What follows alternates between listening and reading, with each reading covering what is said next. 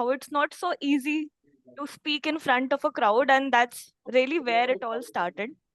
So that's why we also decided that this particular session, there will be no PPT, right? It wouldn't be like going through a set of, organized just principles, right? So this one is all about questions. I had floated a form sometime back in the community around what questions do you have around public speaking? What are some problems that you face?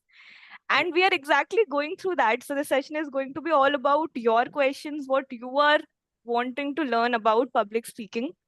And to answer these questions, we have the perfect person, Yash. So Yash is already here in the call.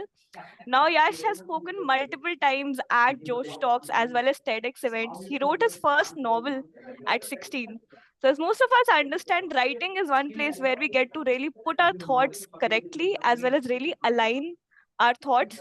So, he's done both and he is very experienced at this and the perfect person to answer our questions. And I will, let him introduce himself better, of course, in some time. But before that, right, before we start with a question answer session, that's what we'll do. Then we'll do a short follow up question answer sessions for any of the answers that Yash gives us. And post that, we'll have a very fun activity where we'll actually get to use whatever we are learning in this session. So do stay till the end so that you can also win prizes for that particular activity that's coming towards the end. And yeah, before I would love to have Yash introduce himself, and then I have a question for you guys. Hi. Am I visible right now? Can you kindly confirm that? Yes, you're visible. That's great. All right. Thank you so much. Thank you so much, Pragya, for such a warm welcome. And thank you so much to all the participants for joining today's session as well. बहुत ही अच्छा लग रहा है join करके. I mean, I read about the Uber platform not so long ago, but the concept itself, like I informed Sagar as well, it sounds to be very promising, very exciting. And आज आप सबके साथ communicate करते हुए, I also feel very delighted, especially to be talking on such an important topic जो कि ना केवल like it has been mention सिर्फ पब्लिक स्पीकिंग या फिर पब्लिक एंगेजमेंट्स के लिए जरूरी है but even for the one on one connectivity that you guys are working towards that you guys primarily focus on even for that these communication skills are very much required तो इसी के बारे में थोड़ी सी कन्वर्सेशन आज हम लोग करने वाले हैं and yes to talk a little bit about my journey I am a global youth mentor and international public speaker. कई सारी books लिखी हैं, like it has been mentioned. I deliver talks, sessions, workshops, seminars, primarily जो focus करते हैं skill development के topic पे. Whether it is about communication skills or perhaps creative writing or storytelling or something which helps make a person better than they are already. तो इसी के बारे में आज भी हम लोग बात करने वाले हैं. And yes, very pumped up for the same. Awesome. So before we start asking Yash our questions, I have a question for you guys. So we have all seen these different speakers, celebrities, and people that we love listening to. And that's really the mark of a good speaker. How much do you want to listen to someone, right? So who is a speaker in, your view, who speaks very well, whom you want to listen to? And what do you think, what is that quality that makes you want to listen to them? Let's start with that. Let's see what we have in our minds.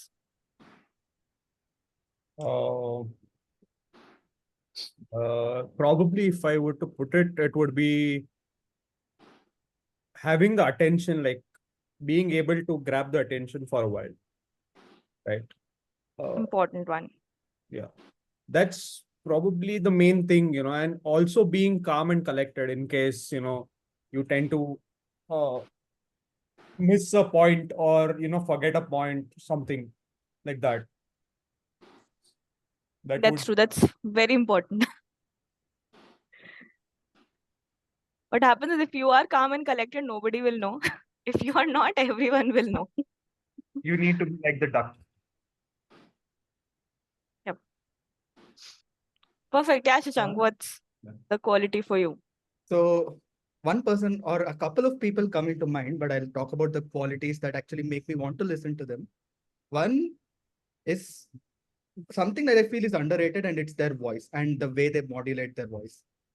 So if they want to kind of make us feel a little more excited, it's a little fast paced and they speak a little faster and kind of captivate our attention. they want us to kind of take it slow and make it like, calm us down, then the more like the pace itself kind of spaces out very beautifully. That's one thing. The second thing is clear articulation, the way they're able to clearly put forward whatever they're thinking exactly, and make sure that I understand what they're thinking, right? So of course it's hard in a setting where we're speaking to a lot of people, but if like more people who are if someone is able to make more people see the same thing that they're able to see, then that's a great sign. And that's also what I would want to listen to. That's very true. Yeah, Dipin. Sure. So, two, three things that I learned recently and which I started observing as well in many of the great speakers. I think, first of all, they are great storytellers. Hello. So if you are a great storyteller, I think you Hello. can convey any point, because if you only talk about technical things, rarely people listen to you, right? And second would be, I think, great articulation. So how you are able to tell a story, जैसे उसको कभी voice, how you are able to articulate your voice. I think that's most important. And third is, I think they are empathetic. And so they are able to connect with their audience in a much better way. So they are able to mold themselves in such a way कि जहाँ पे जो भी requirement है, they are able to speak in that way. And I think fourth would be uh, articulation. So as I already mentioned, and I think fifth would be their physiology. So how confident they are and how slow they are able to speak. So just to let you know, I was speaking very fast few months back, that I realized. But फिर मैंने देखा कि यार जो भी speakers है, if you see Narendra Modi also, I'm just not talking about that one person, but if you see him, he speaks very slowly. So when you speak slowly, I think people are able to relate to you in a much better way. So these 4, 5 things are, I think, important qualities in any of the great public speaker. So these 4, 5 qualities I feel are consistent throughout the great public speakers. Learning recently, but I think very public speaking is something that everyone should learn, and it's a life skill, as Sagar mentioned. कहीं पे भी Yes. काम आता है आपको. It's definitely a life skill, and I love your point about audience sensitivity. You can't talk to kids the same way we are talking here, right? They Absolutely. won't be interested. I think that is super important. Yes, Aman and Sagar. Aman then Sagar. So for me, there are 2, 3 speakers like Tony Robbins and Vin Gang. He's an Australian guy. So I used to listen to them a lot. First of all, I like their level of energy and their hand gestures, the way they use their hand gestures, and the navigation of the points, that how they link the different points so that we are in the same flow, but the audience is in the same flow with the speaker. So these are certain points. Yeah, that's actually a good point, right? Content matters and how you structure it really matters. Definitely. Yes, Sagar. I'll not repeat the point that people already mentioned, but I think a couple of people that I want to call out is one is Gaur Gopal Das. I just love listening to that man. I think knowing your audience, like Dipin mentioned, is something that you would learn from him. If he's giving an interview to beer biceps versus addressing a slightly religious gathering, you would just feel how different he's communicating with that kind of people. And also the conviction with which he talks.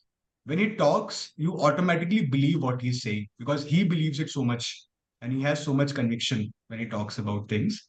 I think other probably unpopular choice in a way for public speaking, I would say, is also Shah Rukh Khan, right? I think whenever I'm scrolling through a reel and I stumble upon an interview, he's saying just because how witty he is and the level of presence of mind he has to answer to questions and anything that he says. So yeah, those are two for me. Yeah, I agree with the Shah Rukh Khan one. Yeah, Dushyant, and then we'll start asking our questions to Yash. I think one more important thing about how you structure points is whether you are forming a story or not. So I see that a lot of public talks that remain with me are the one in which the speaker tells a story because it's easier to remember and the audience feels it. That's it. That's true. You don't forget stories. You forget facts, maybe, but not stories. Perfect, guys. I think we already have a good list of things that we ourselves know are important for speaking. Now let's see how we can actually get to a better place and upgrade our own public speaking skills as we ask Yash the questions that we have been looking for answers for.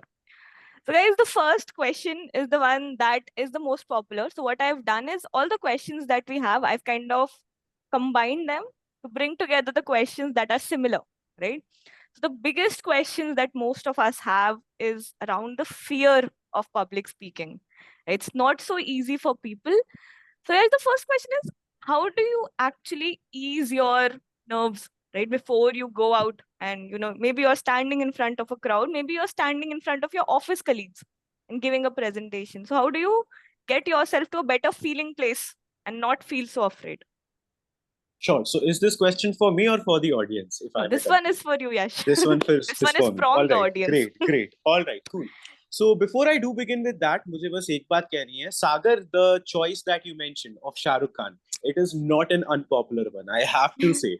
I mean, he is one of the guys that whenever I watch a reel of his or a video of his, I too feel inspired by the confidence and conviction with which he articulates his thoughts. And that is something which every person has to strive for, whether it is like a formal engagement, yeah, even a very generic conversation or even a very informal conversation which happens in day-to-day life, which is where the anxiety, the stress, the nervousness comes into the play. Just give me 1 second. Yes, so I hope I am clearly audible right now. I don't know why my Zoom app is glitching a little bit.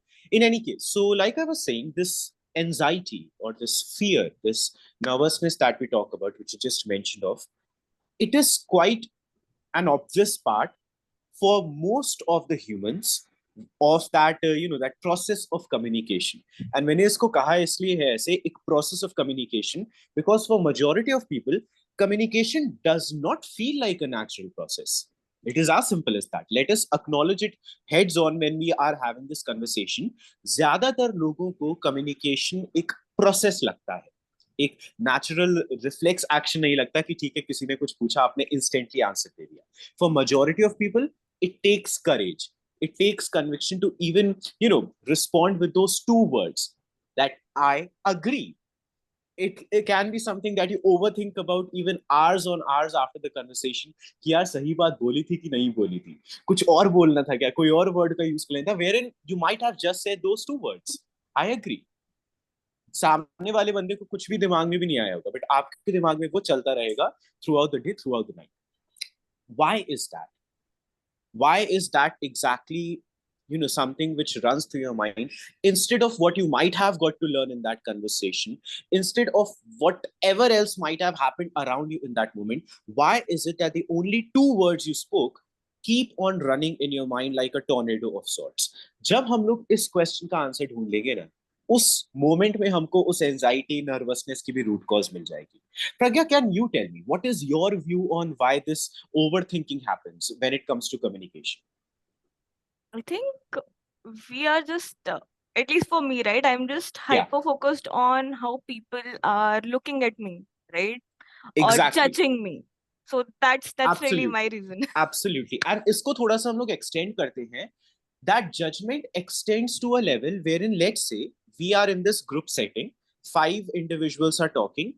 आप 5 लोगों से, like आप बाकी के 4 लोगों से बात भी कर लोगे, but the very weird thing is, no matter whatever they might be speaking, even if अगर वो लोग बहुत ही insightful बातें भी कहेंगे, आप सीख नहीं पाएंगे कुछ, आप लर्न कर ही नहीं पाएंगे, बिकॉज आपका फोकस किस बात पे रहेगा कि आपने जो 2 शब्द बोले, whether they were good enough और not, whether everybody appreciated that properly or adequately or not, whether they were even appreciable or not. So this hyper focus on your own self and the very 2 words that you speak is what generates a lot of anxiety as well. थोड़ा तो अपने ही communication को less as a process and more as a breath लेना आपको शुरू करना पड़ेगा when it comes to the personal forms of communication or even it comes to the professional forms of communication. Like what happens with me is, and this is something which I'm asked very frequently, that do I feel afraid whenever I go on stage? And we will, I think, talk about it separately later in the session today as well. But personally, what happens is, right now I'm interacting with you guys from the screen. You guys are sitting in your houses, I'm sitting in mine. Now, when I'm on stage and I'm speaking to, let's say, a gathering of 1,000 people or 5,000 people, मेरे लिए वो चीज भी उतना ही valuable होगी जितना ये conversation है, एंड मेरे लिए वो चीज भी उतना ही कंफर्टेबल होगी जितना कि ये कन्वर्सेशन है. And the reason being as simple as that, यहाँ पे भी मैं बोल रहा हूँ, वहां पे भी मैं बोलूंगा. For me personally, that is the ideology with which I work. I'm not saying that everybody has to be that confident, everybody can be that confident. I'm just saying this is my outlook on it all. Because अगर हम लोग communication को divide करना शुरू कर देंगे कि okay this is a professional process, this is a personal process, इसको आपको ऐसे जज करना होगा, वहां पे आप कंफर्टेबल हो सकते हो, यहाँ पे आप नहीं हो सकते हो, इस कारण से दरअसल मेजॉरिटी ऑफ एंजाइटी आना शुरू हो जाती है. Because when you categorise your communications a little bit too much, you start hyper focusing on yourself in certain instances, especially when it comes to talking, let's say talking to your colleagues or talking to your fellow classmates or even talking to your friends, because jitna bhi aap unko personal maan lo, usme ek thoda sa to social element hota hi hai. So I think the bottom line for this question is the hyper focus that you have on your own words and your own communication is maybe where a sense of anxiety might be rooted as well. यहां से अगर हम लोग शुरुआत करेंगे थोड़ा सा improve करने की, I think that might be a good place to begin with. So would you say that focusing more on, what the conversation is all about, what you can maybe gain out of the conversation or give to the conversation is more important than thinking about how you're perceived? I know it's not easy It's not to like, do it. but I'll just like to cite an example. एक बहुत ही जो cliched बात कही जाती है कि listening is also a part of communication, right? ये बात बहुत ज्यादा कही जाती है. But why is that exactly? It is because listening is a part of communication. If we think about it, communication is not just as simple as coming, delivering a presentation and speaking. One of the reasons I asked you, Pragya, what do you feel is the root cause of this, is because it will not be a communication if only you know the answer is coming from one place. It will be a communication when two individuals at least are talking about it, they are discussing over it, and then they are able to come up with something that can be learned by the others as well. So that is my personal opinion on it, ki when you think of communication as something much bigger than just the delivery of words is when it starts becoming comfortable as well. Understood. So I'm taking two things away from it. One is to focus on your particular cause for your anxiety or, not fear of public speaking. Of And course. second is to think of it as a two-way communication rather than you delivering something, and that would really help. Absolutely. Perfect. Absolutely. And just as a follow-up to this, Yash, are there any body language tips that you have found useful that, that make you feel more confident when you're in front of the crowd, or at least make you seem more confident? Absolutely, most certainly. See, एक बहुत ही basic चीज होती है which I mean I kind of guide about in my master classes, and of course in master classes I am physically in front of my audience and my students, so वहाँ पे तो मैं physically उनको guide करके बता भी सकता हूँ. यहाँ पे we are just having this virtual conversation, so I'll try to explain it to the best of my ability. The first thing has to be your back. It is as simple as that. The moment you straighten your spine, even when you are sitting or when you are standing up, it automatically transcends to your communication as well. This is a fact. You can try it out even right now if you want to. The moment you straighten your spine, you become active of the, you become aware of the fact that you are active. You are breathing right now. You are not, just lying in your bed. You are alive in this moment. And there are people around you who can look at you. If you slouch, they will be able to look at you. जब आप slouch कर रहे होंगे तब आपके दिमाग में बात नहीं आएगी, लेकिन जब आप अपने बैक को स्ट्रेटन करेंगे, ऑटोमेटिकली आप इस बात को एक्नॉलेज करना शुरू कर देंगे कि you are visible at the moment. So when that sense of awareness rises up in your mind, it automatically makes you aware of the fact that, okay, whatever I do speak, it matters. I know this sounds a bit contradictory to what I was just saying earlier in regards to the hyper focus, but one shouldn't be hyper focused. One should be adequately focused. Adequately focused होने के लिए body language एक बहुत ही important we can say tool भी है और एक necessity भी है. Because when you are adequately focused is when your body language also speaks about your focus. If I'm speaking with a straightened back, my hands are naturally moving, which by the way, hand movements bhi kabhi bhi, I would say बहुत ही ज्यादा pretentious नहीं लगने चाहिए whenever you are communicating. I know this is this preconceived notion that the best of speakers, they have the greatest of hand gestures, but वो लोग कोई orchestra नहीं play कर रहे हैं.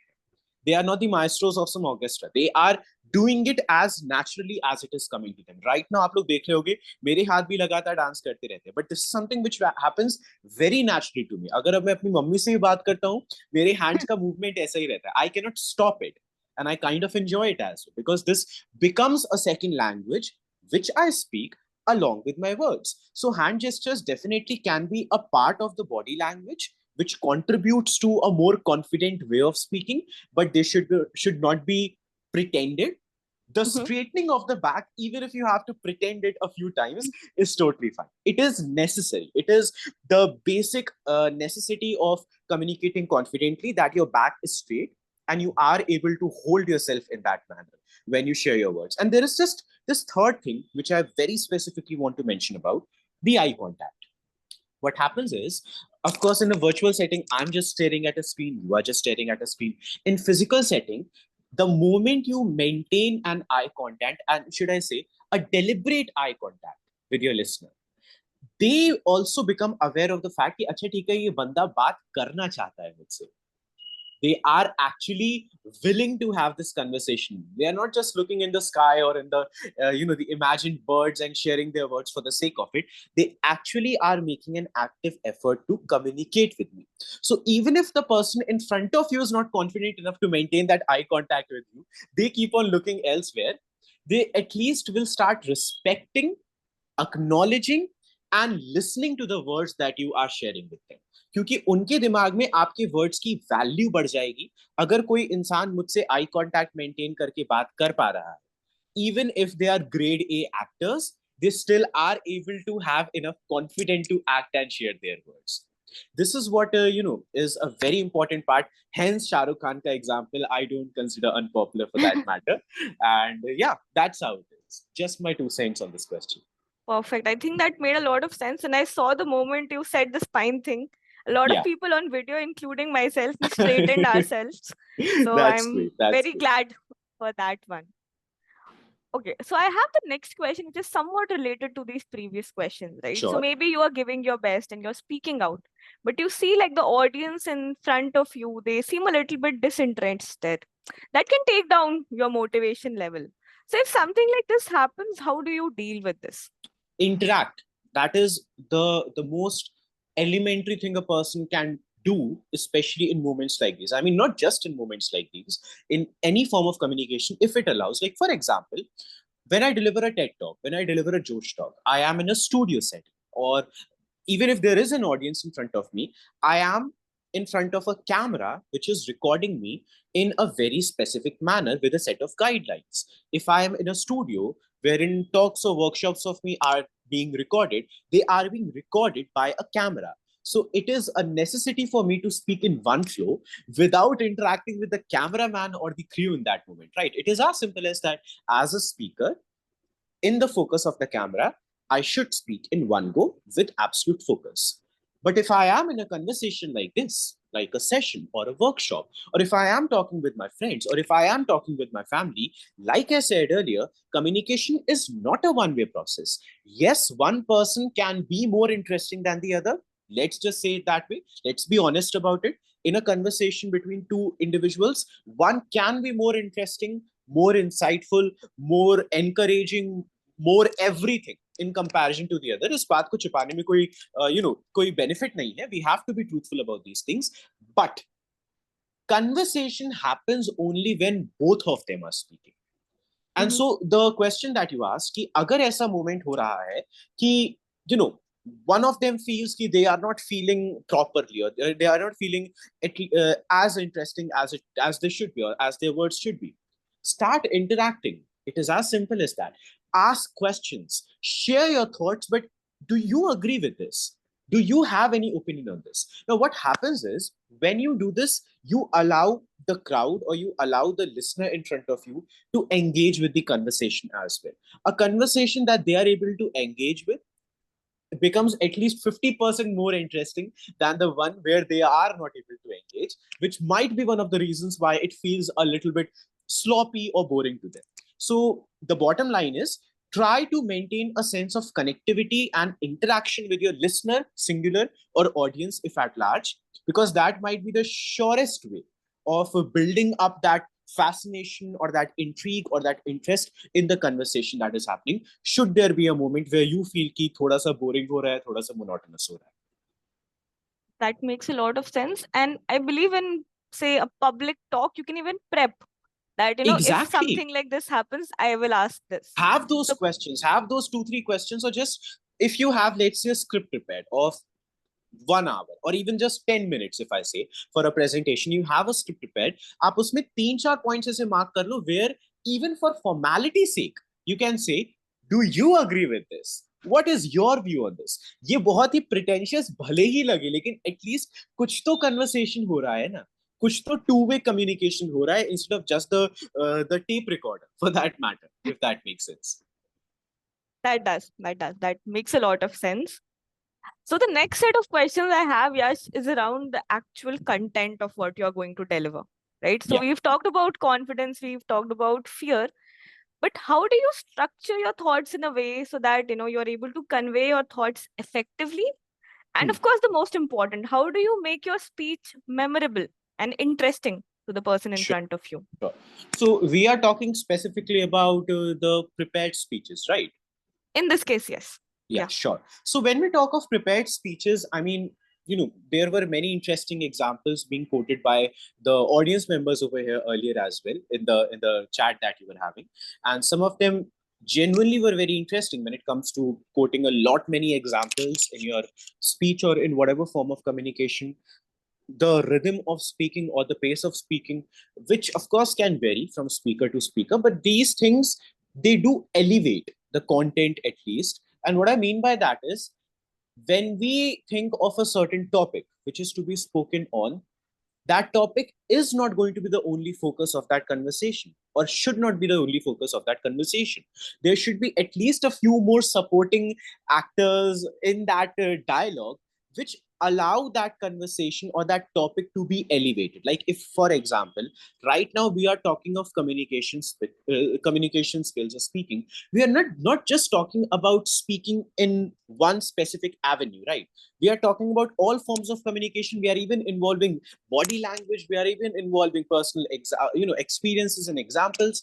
It allows the conversation to, of course, become more interesting, but it also allows the topic to feel more interesting to the listeners as well. So always have more than just the factual data, because factual data can feel insightful. It might not necessarily mean that it is interesting as well. So always have more than the factual data, have the facts as well. It doesn't mean कि आप ये सोचो कि facts का कोई मतलब ही नहीं होता है. ये भी एक गलत ही ideology है. आप अगर कोई भी topic उठा रहे हैं, if you are preparing a script on it, you must have at least adequate amount of facts to substantiate what you are trying to say. If I say that communication skills are good, I should know at least 5 examples for every person, not just the professionals, but even for the students, even for the homemakers, even for the youngsters, even for the elders, in regards to how they can connect with the topic of communication skills as well. I should know of about those topics factually. But facts ke beyond, I need to have examples, I need to have stories in my script. I need to have instances where they feel a sense of relatability with what I'm trying to say. This is not just in regards to examples, this is in regards to the hypothetical points which are spoken about as well. Like, for example, if you are going to a certain market, this might not be a factual instance I'm quoting from your life or my life, but those hypothetical situations, even briefly mentioned, they pique the curiosity of the listener. तो definitely ऐसे aspects होना जरूरी है.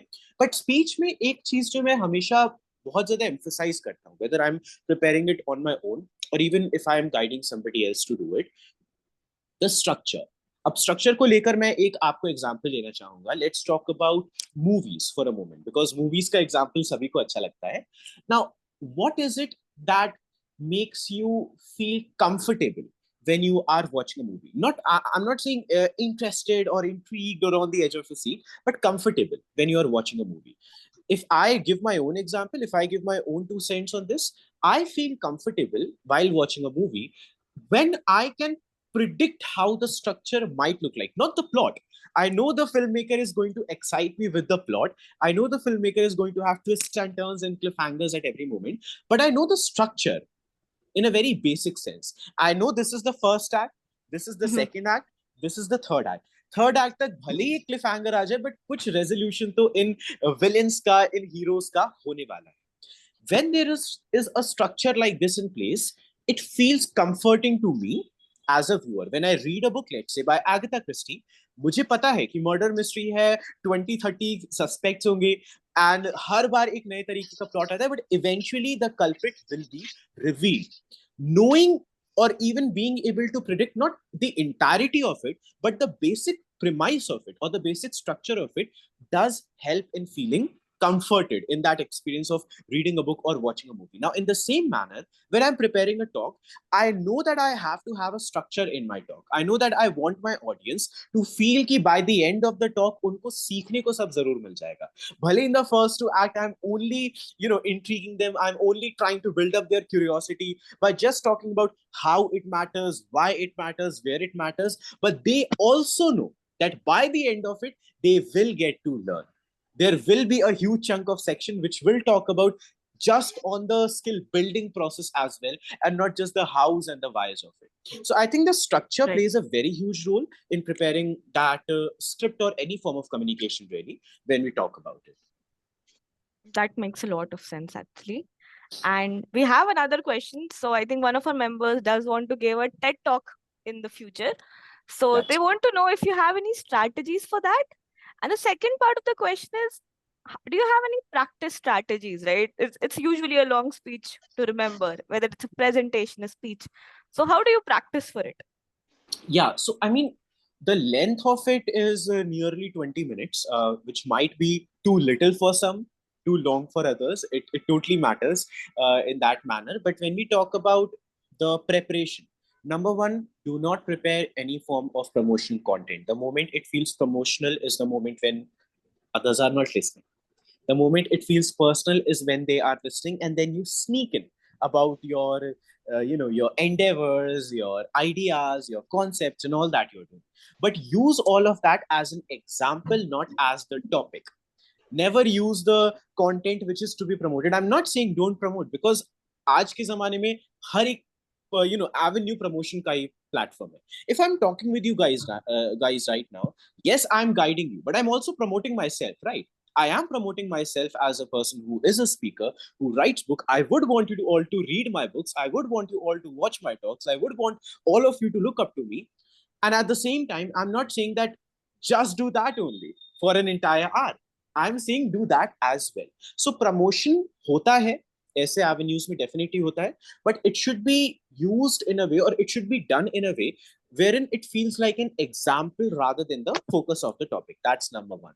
Number two, like I said, structure होना बहुत ही जरूरी है. Act 1, Act 2, Act 3, however you think of the structure for any form of a content, really, that structure has to be there. Number three, conclusion should feel solid enough. भले वो आप एक quotation से करो, चाहे वो आप अपने ही एक डायलॉग से करो या फिर एक एग्जांपल से करो, wherein even if not the rest of the 19 minutes, that last 1 minute is properly remembered by the audience. हमेशा इस बात का ध्यान रखिए. गेम ऑफ थ्रोन्स की हर कोई इतनी तारीफ करता है. One of the shows that I look up to a lot. I even have the posters of it in my room right now in front of me, and yet the last season of it is something which not many people admire. And that is also the only thing which at the moment everybody talks about when it comes to Game of Thrones, even though the remaining of the 10 years of that show were so inspiring, were so intriguing and everything. So always think of any content that you prepare, not just for this avenue, but any platform really, wherein conclusion इतना solid है कि भले ही पहले कुछ ना कुछ flaws क्यों ना रह चुके हो, एटलीस्ट वो मोमेंट ऐसा है कि उस मोमेंट तक आपके जो भी लिसनर्स हैं, they are sticking on even beyond that because they remember that one part so solidly. And always of course यहाँ पे आप कनेक्टिविटी इंटरेक्शन के थ्रू नहीं कर सकते इन टेड टॉक प्लेटफॉर्म्स और लाइक जोश टॉक प्लेटफॉर्म्स. वहां पे there is just a camera crew or an audience, but that audience cannot participate in the conversation that is happening right now. So try to be as relatable as you can, even in the examples that you quote, even in the technical topics which you might, let's say, pick up. And even then, try to think of how those technical avenues align with the usual life of people, the everyday life of people. Because when that demography is, we can say, approached, even with the most technical topics, but with the greatest of relatable examples, is when it all makes sense and is when, of course, the audience expands as well. That makes a lot of sense. I think the conclusion part hit me the most because that is something I have also realized over time. People remember the beginning and the end the most. The rest, I mean, our memory works in mysterious ways. So that is there. Perfect, Yash. So, as the next question, right, we've talked about how important the audience is, right? Yeah. So, when it comes to the audience, you've already talked about how do you engage with them. We can ask them questions, give them examples, use hypotheticals. What other things can we do, say in the beginning, say in a smaller situation, right? Maybe you're meeting people in a group, right? Maybe you're meeting 2 or 3 people. Yeah. So how do you establish rapport with your audience who might be just people you are meeting up with? Now these days, you don't want to establish rapport. You can of course make it on the basis of background, right? People don't want to make it on the basis of religion because that's not the kind of life we are living anymore, right? So that was the question that one of the participants had asked. So how do you build that rapport with the people? I have the most interesting answer for it because it might not sound too cool if I'm being honest. And the uncool answer for this question is be kind. Be as kind and as warm and as generous as you can be, even in that first moment when you are entering a room. The people I look up to are the ones who are, of course, the titans and the icons of their industry, and at the same time, they are also the kindest. They are also the sweetest. They are also the most humble. They are the ones about whom their crews, their team members say that when this person enters the room lights up. And that is how I aspire to be as well. But when it comes to the smallest instances, like you mentioned, of building up the rapport, or building up some sense of a connection with the everyday people around you, let's say, वहां पे भी तो same चीज ही apply होती है. See, people likes to talk to an individual or a person whom they feel they can have a good enough time with, unless it is absolutely necessary. मैं ये नहीं कह रहा कि आपको हमेशा अपने बॉस से बात करने में अच्छा लगेगा, बट आपको अपने बॉस से बात करने में जरूर अच्छा लगेगा अगर आपको पता होगा कि अच्छा, when you enter their room, they might be strict, but they are not going to be rude. They might be disciplined, but they are not going to be unnecessarily harsh or quirky for that matter. When you have that sense of warmth, even in your own words, even in the first line of interaction that you have, when you have that smile on your face, and I'm not saying pretend kare aap wo smile for the sake of it, I'm saying when it comes naturally to you, do not hide it back. Show it. Show that warmth. If you know that you can be kind, make an effort to be kind publicly, because when that happens is when even in the smallest of first interactions with the people that you meet with, or even the ones that you meet with after a long time, they feel happier and the environment becomes happier as well. And when that happens is when the rapport is very automatically built up as well. ये मेरा एक personal experience है which I'm sharing right now. So I don't know how many of you have ever experienced this or not, but for me personally, the moment I am making an effort to be warm with the people that I meet for the very first time, I kind of see the reciprocation of that warmth as well. I kind of see that reciprocation of curiosity from the person in front of me or the people in front of me, that they want to talk with me as well. So I hope this makes sense. I know this is not a too cool answer, but this is certainly the truth I live by and believe in. No, I think I completely agree with this answer. The thing is, I think we're all programmed to act cool these days, right? We don't want to Yeah. show that we are excited to meet people and be that warm. So I think this makes a lot of sense. We can actually try to be more warm to the people. But yes, I think just as a follow-up, right? So in the beginning, when you're developing a rapport, small Yeah. talk is a big part of it, right? All of us, like a lot of people, at least at Uber, right? We know that we want to do more deep talks. But then small talk I is do too, by important. the way. I am much more of a deep talker than a small talker, if that makes sense. That makes sense, right? That's where I would say Yeah. the true joy is. But to get there, get into deep talks with anyone, you need to go through small talk. Yeah. So, like, what are your favorite small talk topics, or how do you actually get into those deeper Yeah. conversations? So, I mean, this is just a question out of curiosity. Has it ever happened with you that even with the best of friends that you have, अगर आप उनसे बहुत लंबे समय बाद बात कर रहे हो, वो small talk वाला phase इतना awkward लगता है for a short while. And I mean, the moment the gears hit and you get into the deep talk mode, everything falls into the right place. But एक वो जो starting के 1-2 minute होते हैं, where both of you know that you are the closest to each other, and at the same time you are trying to be the closest to each other as well through the process of small talk. So it just, it just boggles my mind. But in any case, to Yes. answer your question, how has your day been? What have you been doing recently? Anything new that you have watched? So just pick anything from your immediate surrounding. Basically try to pick something which you can not objectify, hopefully, but can talk about. This doesn't mean being too judgmental or objectifying towards anything or everyone, but something in particular. It can be an object, it can be anything really, which both of you can immediately have a conversation about. Like I say, so your background right now, Pragya, seems to be very interesting. How Right. did it come about? Can you share a little bit about the idea behind it? This is not a very prolonged conversation we are having. Your answer might be just a sentence or so in length, but at least it is a conversation starter. Maybe from the point you talk about the idea behind it, I can pick up an example. I can talk about my ideas behind my stuff and whatnot. So it is as simple as, like I said earlier, not thinking of conversation as just these artificial words arranged by the algorithm or an AI in a club so as to make sense on a chat box. Rather, an experience, a lived in experience where you are observant about your surrounding.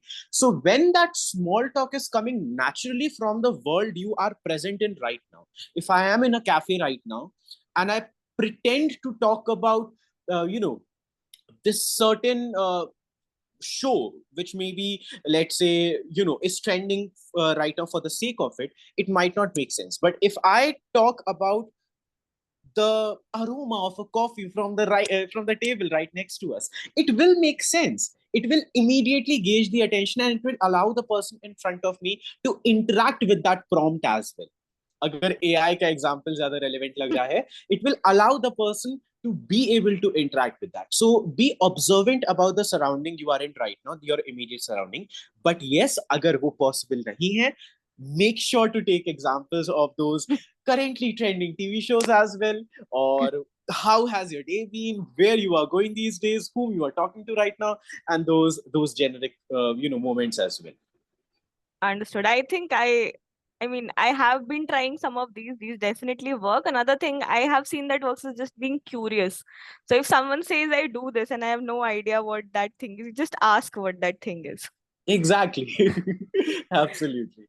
Perfect. And there's been a follow-up question in the chat that I think quite a few people want to know the answer to. Like, how do Sure. you avoid responding in single syllables or like, and like we just stop the conversation at that point. So how do you avoid this? Use And words. As simple as that. Use words. Say the yes, or for that matter, say the no as well. Don't try to, let's say, take that conversation forward by just using those or those whatever sounds might be for the sake of it. If there is something that you necessarily do not want to talk about, and yet you feel like you have this urgency to take that conversation forward, but you disagree with what is being said, say the no. Trust me when I say this, that argument is going to be longer than the that you are willing to speak. So this is not a joke really. I mean, I really mean this. When you are disagreeing on something and yet you think that conversation needs to go forward because you would like to discuss about it, say the no. Disagree with the point. State your views as honestly as you would showcase your kindness. Like I said earlier, if I'm recommending you to be kind and warm as honestly as you can be, I'm also recommending you to be as truthfully in disagreement whenever the moment arises. Because when you are being that way, maybe not in that immediate moment, but 10 years from now, that person you were having that argument with might be a best friend of yours, because that conversation happened and you both, or at least you, made an effort to be truthful, and that is why the relation continued. Maybe not for the or okay, which might have felt generic, but because the disagreement was audible and there was an Yes. effort to take that conversation forward rather than leave it just there for the sake of it. That makes a lot of sense. I think all of us just like go with the flow and we just let people say whatever they want without expressing our honest opinions. वो relations ज्यादा मतलब नहीं होते हैं. Relations वो ही sustain होते हैं, whether they are friendship, whether they are partnership, or whatever they might be, where you know that you are comfortable enough to disagree, you are confident enough to disagree. Yep. Also, Shank, you have your hand up. Is the question is related to this one? Very much related. I want to bring a different context here, and not just in terms of disagreement or something. Sure. But sometimes I experience this as fillers when I'm actually trying to express my own train of thoughts. Suddenly it just goes away. So how do I tackle that? Okay, so you were talking about your own self in those moments when you are not able to come up with the right words, or something which just naturally happens that you don't have a It just control over. naturally happens. Like, for example, I have thought of a response that I want to tell you. And then when I'm midway through the response, I'm like, or I'm not able to express that as effectively as I had thought of it before. So what are ways to overcome that? Exactly saying that, like you said right now, that you are not able to effectively come up with the words, or you're not able to articulate the words, Yeah. saying something as simple as the fact, so I have a response in my mind, I'm thinking of the right words, but this is what I feel. I know this might not sound like the perfect answer or the most interesting answer, but this is what truth is about. If I am in a session and I'm talking with somebody and they ask me something, even I can say, maybe I don't have the exact words to articulate this answer, but I do have something to share with you. And then I go on to explain it. Because we fear that saying that we are still able to locate the right words, or we are still willing to locate the right emotions for a certain question, makes the content less valuable or makes the speech less valuable, wherein it is not the truth. It is the honesty which trumps everything else. It is the honesty which would bypass all these shortcomings of or not having the right words, or even having to speak it audibly. So that would be my take on it. If wherever you feel this, do not shy away from stating it clearly. Don't think that it belittles you as a person or as a speaker. It simply solidifies your confidence as a person who is able to acknowledge the process of building the right conversation rather than just stating anything for the sake of it. Absolutely. Honesty is a lot more valuable than we would It think. is. It absolutely is. Yes. Also, Yash, I think there's a very common, popular question in the chat. What are some common mistakes that you should avoid when you're speaking in public? Things that you have Popular seen happen. mistakes. Yeah. Accent, number one. If you are pretending to have an accent for the sake of it because आपने कोई XYZ video online देख ली थी, trust me when I say this, the audience will be able to make it out in one instance. A friend of yours, they visit a certain city, they come back, and then they have the whole new accent. They are speaking the same words, they just have this accent. Even vocabulary or grammar भी सही नहीं है, but accent उनका बदल चुका है. You will make fun of it. You will mark it out. So now think of, and this is a friend of yours, by the way. So now think of an instance where you might be communicating with a bunch of people whom you're not even friends with, whom you are just talking with, let's say, for the very first time. And उनके सामने अगर आप एक pretentious accent को showcase करेंगे, फिर उनके मन में तो कितना judgment already rise up कर रहा होगा. You can think about it, right? So it is not about worrying in regards to that judgment. It is about being truthful. Once again, we are using the same word, but being truthful to your own self. So having those pretentious accents, in my personal opinion, is not as good as speaking in your own voice. Because if you are clear enough, अगर आपके उच्चारण में स्पष्टता है, आप किसी भी accent में बात कर लीजिए, लैंग्वेज कोई भी हो, इट विल बी अंडरस्टूड. अगर आपके उच्चारण में स्पष्टता नहीं है, आप किसी भी एक्सेंट में बात कर लीजिए, it will not be understood. It is as basic as that. So pretending to have an accent, that would be the first point.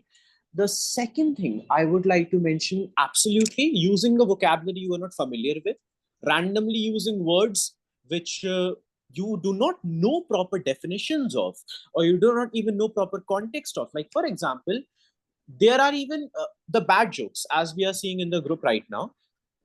You might read this weird joke online, or a friend of yours mentioned it, and everybody laughed in your group when that joke was said, and you do not know the context of it. But a moment comes where you feel like saying and instead you say that joke. Now what will happen is, you might say that joke, but it will only derail the conversation. It will only end up offending somebody because you were not even aware of the context of it. So I think it is like a two point answer. Having clarity on what you are trying to say, having proper knowledge of what you're trying to say, uh, and not just picking up random words or random things or random jokes because they are trending right now. And secondly, just as simple as the fact that when we even talk of the language and the vocabulary, you are speaking in one that you are aware of, that you are properly clear about, and that you know you are comfortable with that as well. So that would be something which I can add. And what else? Because I'm sure that is not enough, and that is not these are not the only points in the list. But hmm, hmm. I am trying to think of the right words for it. Well, there is definitely this one point which I think we have briefly mentioned earlier, having body language which evokes confidence, but having those unnecessary hand gestures. I just want to emphasize on it once again, if that makes sense. Do hand gestures when they naturally come to you. Don't do them as a dance step, because when you're speaking, you are not dancing. So if you think कि public speaking का part ही होता है dance करना, that is wrong. Hand gestures should be a supporting act for the conversation which is happening, only when they feel relevant and necessary. So yeah, I think 3 to 4 points are enough to have this list right now. Makes sense, makes sense. And then I think there's a very honest question about, something might happen, you might offend someone, you might say the wrong thing. And I know we already discussed being honest is important, but how do you kind of cover it up? Or rather, how do you apologize, or how do you take it forward? Okay, so if you are, let's say, sitting with five of your friends, once again, same example, and you say a joke, you crack a joke, let's say, because I think that is how it is called to be, and it does offend somebody, two things can happen. The person can outright call you out for it, or the person does not call you out for it. They carry it with themselves and they go for it. You notice that they felt a little bit irked by it, and yet they do not comment on it, and then they just go away from it. Now, if it is the latter case, make sure that you are deliberately reaching out to them, even if it feels going a little bit out of the way. Even if, who knows, maybe they might end up saying, नहीं यार मैं तो कुछ सोच ही नहीं रहा था, तुमने ही इसका हेडेक ले लिया. That's fine. That's okay. अगर सामने वाला इंसान ये कह देता है, वो तो चलो अच्छी बात है.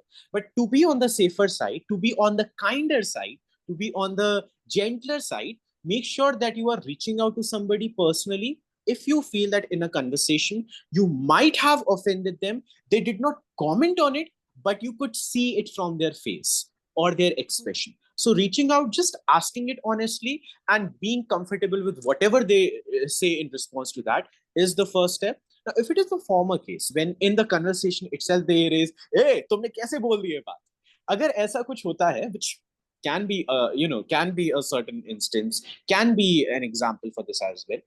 Make sure, once again, you do not shy away from the fact that you made a mistake. You ask, not in length कि अच्छा पूरा explain करो कैसे कैसे आप offend हुए, but just saying, did it offend you? And if they say yes, you say, I am sorry, I did not mean to do so, I am sorry, I will not make the mistake again. This is a very basic thing to say. I know this can even sound cliche, but in a dialogue which is happening in a group setting, somebody who is getting aggressive in front of you because you initiated it requires for you to be adamant and clear enough to say that you made a mistake, you will not make it again, and you are sorry for it. ये 3 चीजें कह देने से ही वो aggression lower हो जाता है. And even अगर नहीं होता, एटलीस्ट बाकी सबको पता है कि आपने भली गलती की, but at least you admit it as well, so they will at least be more so on your side. And if it is not just about the sides, the conversation as itself will get calmer. So always think of it in these two scenarios where the person is reaching out to you instantly and where they require for you to reach out to them. Understood.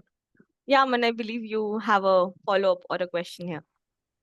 Yes, I have a question that when we have a lot of words to say, that when we have the hold of the topic, okay, when Yeah. we know the flow, but sometimes it happens, it basically to me also, when we are in the flow, sometimes random words come in between our sentences or one-liners come in between the conversation, and when we record it and when we listen it, then only we are able to know that these one-liners have randomly come in between the conversation.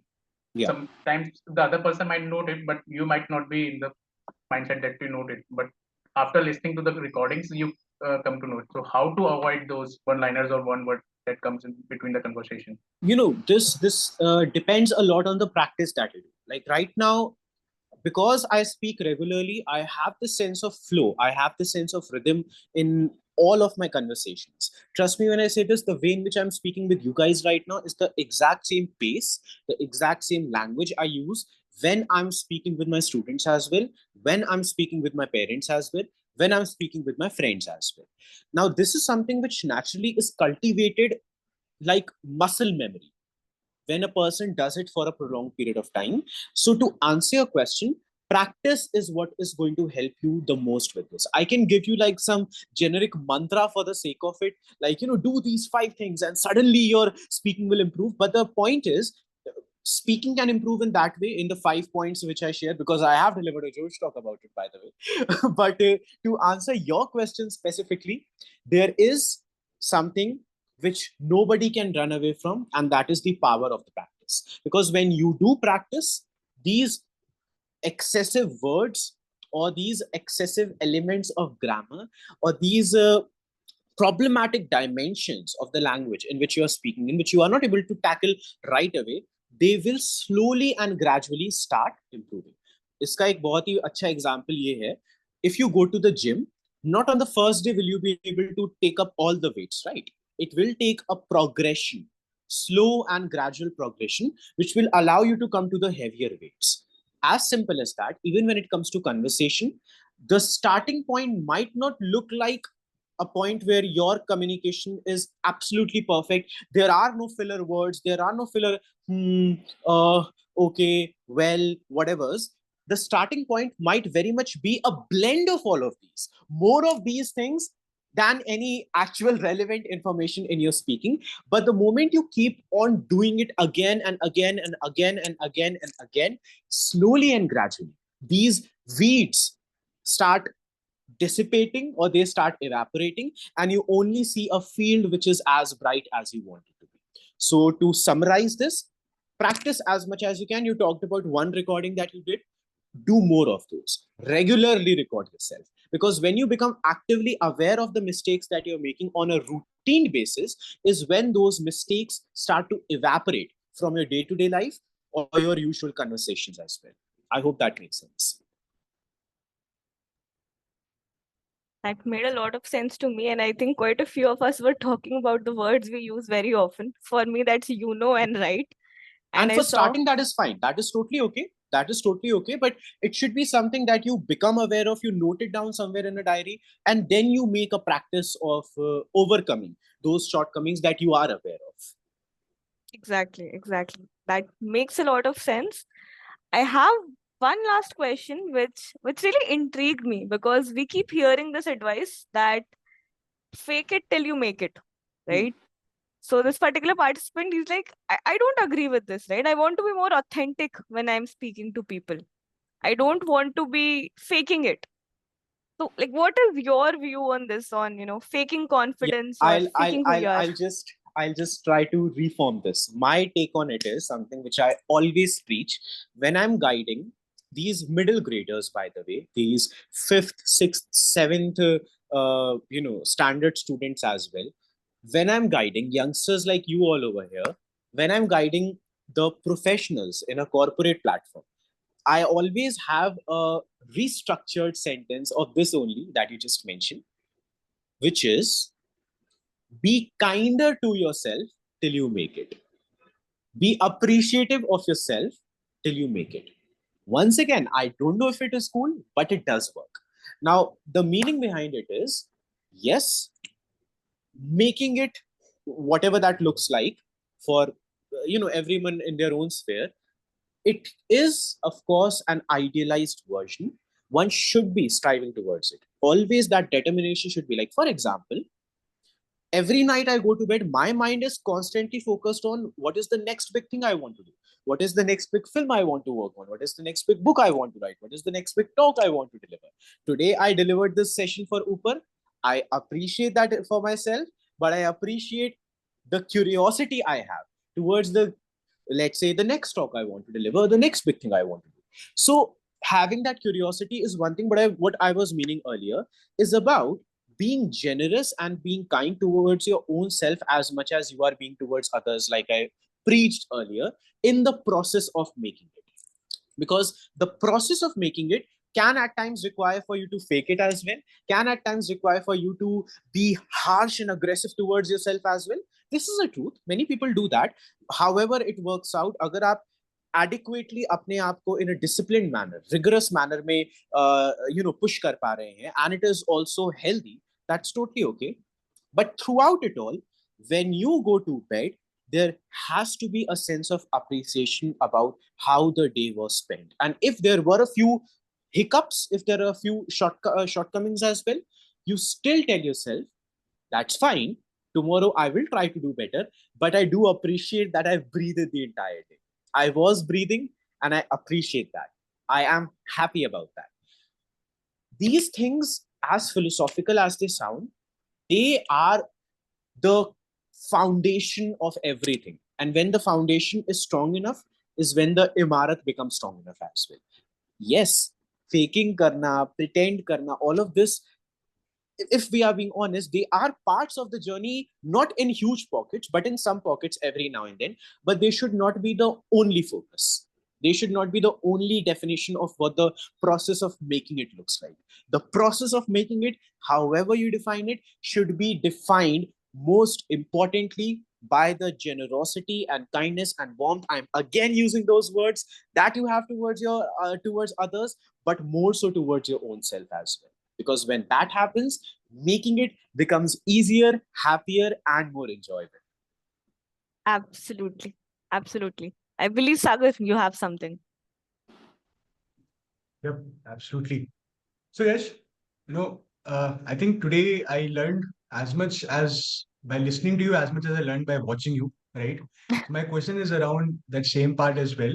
Like we talked about our favorite speakers. What are some people that you follow, or you would recommend us to watch, listen to, that to believe we can learn from? I know Yeah. you have your books, and there are books, but like in terms of watching, any speakers or any people that you follow or you would recommend us to follow? So the interesting part is the people that I look up to are might not be the one I recommend others to necessarily look up to them as well, because I have my reasons for looking up to them, or considering them inspirational. Number one would definitely be, if we are talking about humans being specifically, then we are talking of James Cameron, a person I look up to a lot because of the iconic ways he has basically revolutionized filmmaking and cinematics and storytelling to such a great extent. And of course the way he speaks about it too, which by the way is not an appreciation for his articulation or the fact that he does stammer at times when he speaks, because I am not focusing on that. I'm focusing on his interviews or his talks for a very specific reason. So hence, like I said, I'm not recommending them particularly, but I'm just being honest about the people I look up to. Then there is Greta Gerwig. Many of you might be aware of Greta Gerwig, who recently made Barbie. I think she is one of the only female filmmakers ever to make $1 billion film, for that matter. And the way she speaks, the authenticity with which she speaks, the journey, of course, that she's been on is one thing, but the genuine passion with which I see the storyteller speaking about the craft of storytelling is what just it just excites me about storytelling as well to a great degree. So yes, there are these two individuals, James Cameron and Greta Gerwig, whom I appreciate and admire primarily for their craft. I'm not just commenting on their speaking, but these are generally the two human beings I listen to a lot when I'm thinking of, watching interviews and stuff like that. So yes, this would be the honest, humble answer for the question you have asked. Makes sense. Yeah, I think I also admire people not for the speaking skills, but their ideas. Even if they're not so good at speaking, I love listening to them so much because they have the content. Of course, like we said, creating that content really matters. And I think we covered quite a few of the questions that we had, right? I believe all of us feel a little bit closer and a little bit more confident in developing our public speaking skills now. I mean, that is true for me. I picked up some very, very small things that I'll definitely be using in the future. I hope that happened for everyone. I'm very sure it did. Yeah, Rishabh. Yeah, just a random question. Okay. Yeah. I hope you're multilingual, as in you know multiple languages, right? English and Hindi. I tried French. Okay. Which, by the way, I tried on Duolingo, not through a professional mentor. I tried it. The notifications were getting a little bit too out of hand, so I did not. Okay. So here's a question. Does it ever happen to you that when you're speaking, you start say you're speaking in English and you start thinking in Hindi? See, if I'm being honest, Yeah. and I'm not trying to sound pretentious, but this is absolute honesty on this.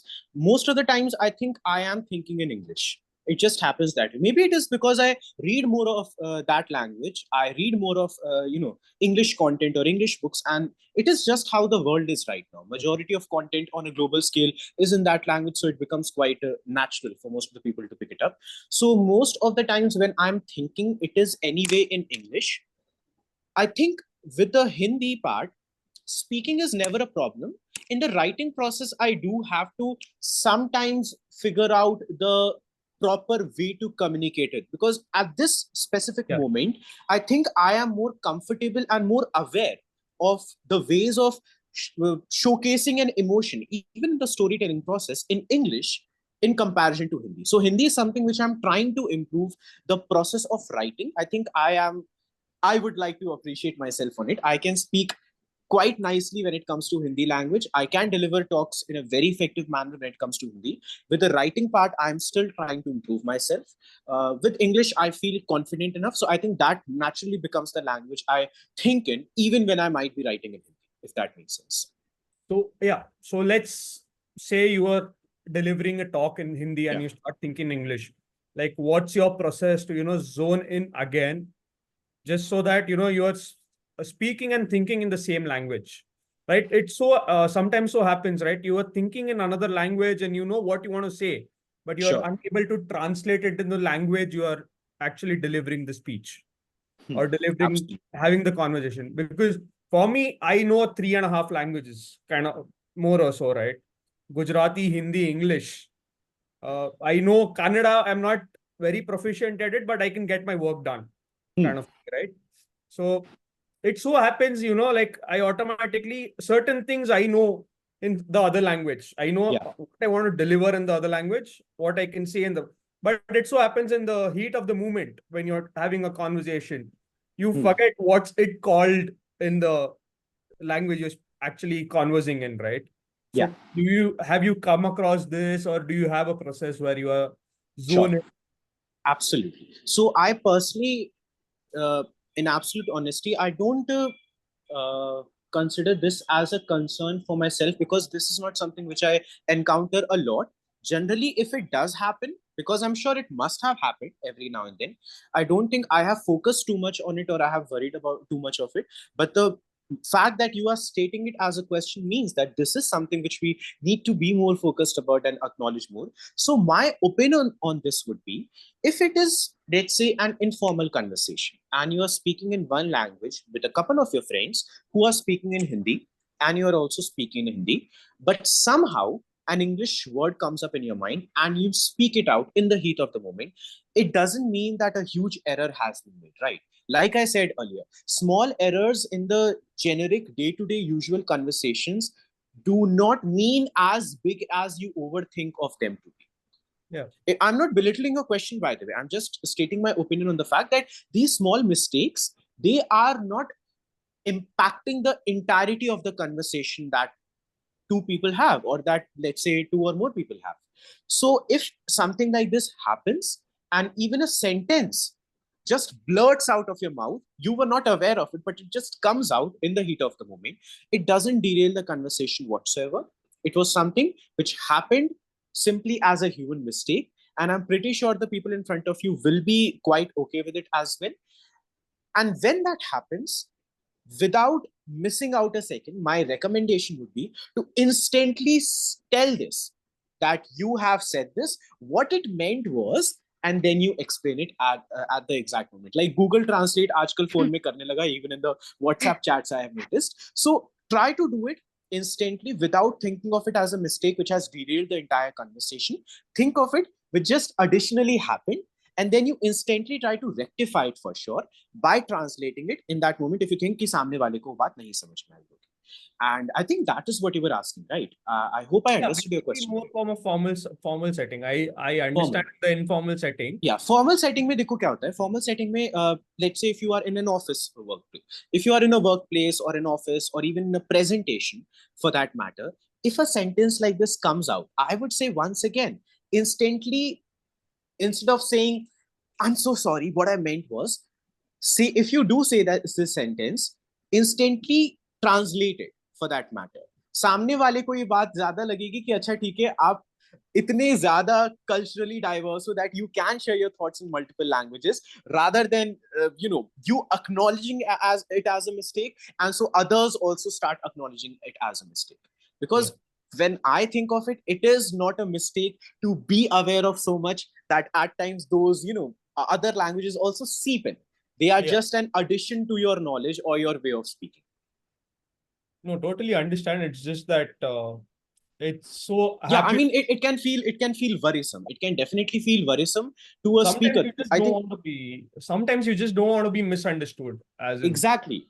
See, so what happens is, अगर आप एक word कोई गलत कह भी दोगे, वो misunderstanding नहीं create करेगा. अगर आप instantly उसको revise भी कर पा रहे हो, अगर आप 5 sentence flow में कहे जा रहे हो, then of course आप फिर उस बात को flow में नहीं कह रहे हो, वो थोड़ा सा उसमें deliberation हो रहा है. And if it does happen even in that way, you do have the option to instantly rectify it and translate it for the people in front of you. Because generally ऐसा होता है सिर्फ एक आध word में ही है, and that can be instantly rectified anyway without too much of notice from the audience.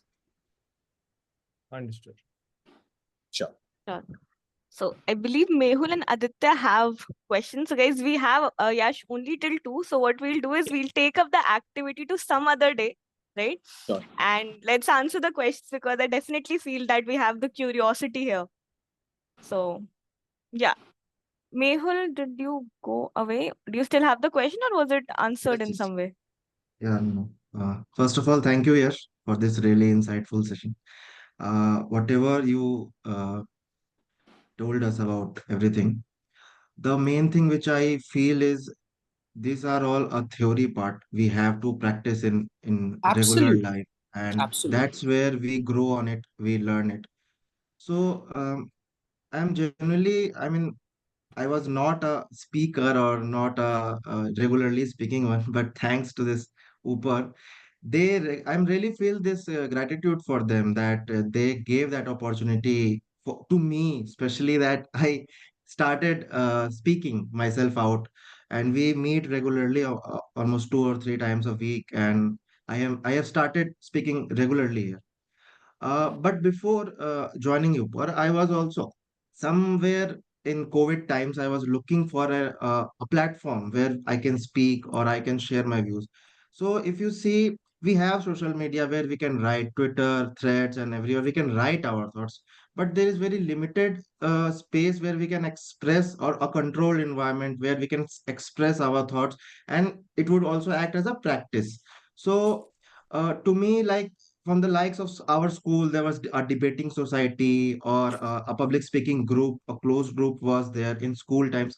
Today, there is a limited, I think I am not aware of it. So I am thinking that if you have know about some platforms where we can have this regular conversation or a speech on a general topic and a discussion or a debate where we can practice this on a regular basis. The Uber platform is the best for me right now because we are keep doing it. But is there any platform in India or an online platform or a Sure, sure. physical setup where 10, 15 people meet up and speak about some things for a stretch of time?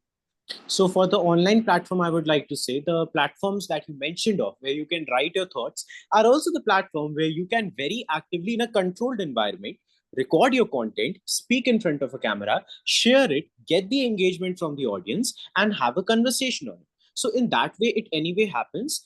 Secondly, when we talk of platforms like this, I mean, like Mehul mentioned in the WhatsApp group, if I'm not mistaken, or somebody else it was, they do know a bunch of platforms, so I'm sure they can mention a list of it. And I don't know if I should be technically mentioning about platforms as such right now in this recording. So I definitely would share a few suggestions in writing with Pragya and the team. They can perhaps forward it with you guys. For now, in the recording itself, I might not mention them vocally. So I just want to say that yes, there are many more platforms than you are aware of. Like you were mentioning that you are just not personally aware of these many.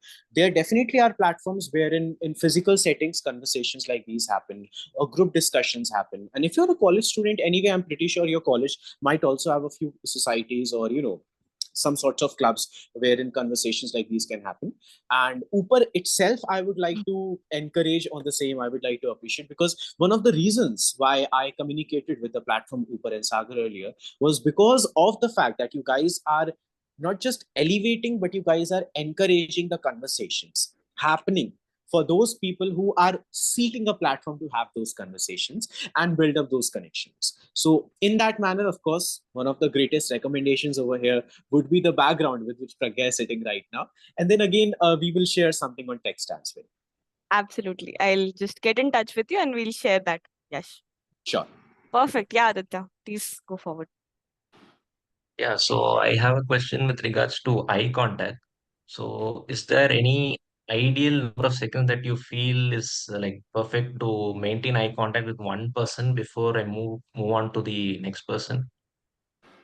See, that is my point. It should not be that technical. It should not be about how long is that eye contact happening for or how many seconds that eye contact is happening for. It should be something which very naturally happens. Like right now, I'm speaking with Pragya, or I'm rather maintaining eye contact with Pragya because she's the only person on screen. If Sagar was also on screen, I'm pretty sure it would have naturally drifted between these two. If you were also on screen, Aditya, it would have drifted between the three of you. It should be something which naturally happens, but the call to action is it should happen. The eye contact should be there. ऐसा नहीं होना चाहिए कि अगर आपने दो लोगों के साथ ज्यादा आई कांटेक्ट मेंटेन करा, अब आप ओवरथिंक कर रहे हो कि अरे यार थर्ड को तो देखा ही नहीं था. It should be something which very naturally happens in a conversation, because you are reminded of the fact that conversation is not just limited to the words being spoken or the technicalities of the words being spoken. It is very much about the environment. It is very much about the experience. You are interacting with the stage. You are interacting with the setting that you're in. This goes for anyone and everyone who is having a conversation. And in that manner, to answer your question in a single sentence, maintaining eye contact should not be as technical as how long it takes to look into one person's eyes before looking into the others. It should be as natural as it feels to a person as a speaker when they are looking at a lot of people. So, like, what if I'm addressing like a group of five people?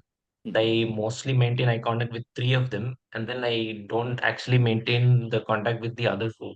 So, I mean, would it feel like I'm ignoring the other two and I'm only talking to the three people To like that? them, it can look like.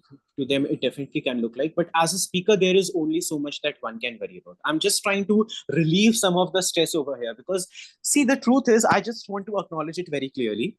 We sometimes think the process of improvement is always very aggressive, where if a set of rules are followed, they are followed. If not, then the improvement is not done. It is not that way. If I tell you कि नहीं आपको पांचों के साथ eye contact maintain करना ही होगा, और कल को जाके आप अपने दोस्तों से बात कर रहे हो, and you are not able to do that, or for whatever reason, it did not happen in that particular conversation. If you go on to beat yourself up for it will not make any sense. It will not be counted as a process of improvement. It would simply be counted as a process of not being kind to yourself, as I was preaching earlier. So I have said that maintaining eye contact is important. But if on a certain day, it does happen that you look into the eyes of three, but not all of them, you should not be unnecessarily beating yourself up for it. It should be something which you have to say, okay, as a speaker, there is only so much that can be done in a controlled period of time. My focus is on impacting all of them with the words. I hope all of them got impacted. If for a person there has an individual experience, like for example, in today's session, I hope everybody got impacted. But if, let's say, out of the 35-40 individuals who joined us initially, there might have been one or two who might not have felt as impacted as the others. अब मैं सिर्फ उनके बारे में अगर बैठ के worry करूंगा तो फिर बाकी के एक्सपीरियंस का क्या हुआ? Right? Doesn't make sense. I am more focused on the fact that 99% of individuals, hopefully 100, but at least 99% of individuals in this meeting enjoyed this, right? They had a good time. That makes me happy. That makes me feel encouraging and appreciative towards my own self. So that is the mindset. That is the kinder mindset, sweeter mindset I encourage for others to have towards their own self as well. Yeah, got it. Absolutely. That makes sense. And anyway, eye contact is a lot more, right? You look more towards people that who are looking at you. And I think it's a lot Exactly. more complex. So I think Like I we said, can be as more a speaker, forgiving. there are 50 things that are being juggled at the moment. So one should not be fixated only on one. Absolutely. Guys, I believe we will have more questions, but we are done with the questions for now. Yes, I and personally got a lot. Yeah, yes, sorry, you were yes, saying yes. something. And because I can see that there are a lot of questions, people want to know more. So what you guys can do is that even after the session, I think Pragya will share it as well. You can reach out to me on at Yash Tiwari Speaks, www.yashtiwari.org, and on Yash Tiwari. Any question, any doubt, or even a conversation that you want to have, feel free to reach out to me. I always feel very happy to talk with the folks after the session as well. So yes, reach out in case of any question, any dialogue, any conversation. I will connect with you guys hopefully soon, and hopefully on the platform of Upar once again. And thank you so much, Pragya, Absolutely. for such a brilliant lineup of questions as well. Really enjoyed it. That's all from the people. So I won't take credit for that. It's all from the people. And I was very happy to read those questions and very thankful for the way you explained everything. But more than that, around speaking, I loved the part about being kind to ourselves a lot more, because it's like you said, the foundation that matters. Thank you so much for that. We'll definitely share all the links around your social media platforms on the group, so that people are able to reach out to you. They can get to know more about you. And also, I believe you have multiple books out, so we'll definitely share that as well, so people can check those out and take a look at them. Certainly, certainly. Thank you so Yeah. much once again. See you guys soon. Yeah. Thank you. Thank you Yes, so I'm much, sure. Yash. I Yeah, he's think still I there. heard somebody. Yeah, yeah. No, I just wanted to say, yes, I'm just thankful what a small Instagram message can lead to a beautiful workshop. Right. So I'm so glad that we connected and it took us a month to get this going, but we could Yes. finally get that. So once again, thank you so much for your time. Personally, somebody like me who's also trying to build a career in public speaking through all the events that we do, there was so much to learn. And definitely, I'm looking forward to having you more often in Hooper and hopefully meeting soon as well. So really, really Absolutely. appreciate you taking out time for all of us. Thank you so much, Yash. Thank you. Take care. Bye bye. Thank you. Okay. Bye bye.